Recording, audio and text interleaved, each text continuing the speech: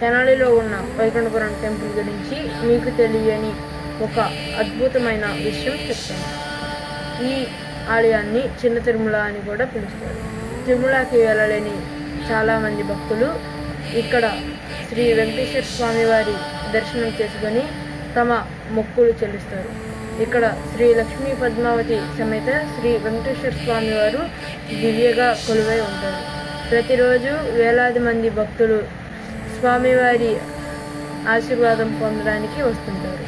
వైకుంఠ ఏకాదశి, బ్రహ్మ మహోత్సవాలు మరియు కళ్యాణోత్సవం సమయంలో ఈ ఆలయం భక్తులతో కిటకిటలాడుతుంది.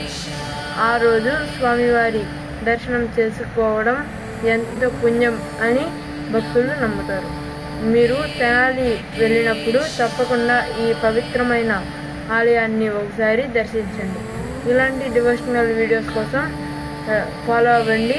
కామెంట్లో గోవింద గోవింద అని రాయండి.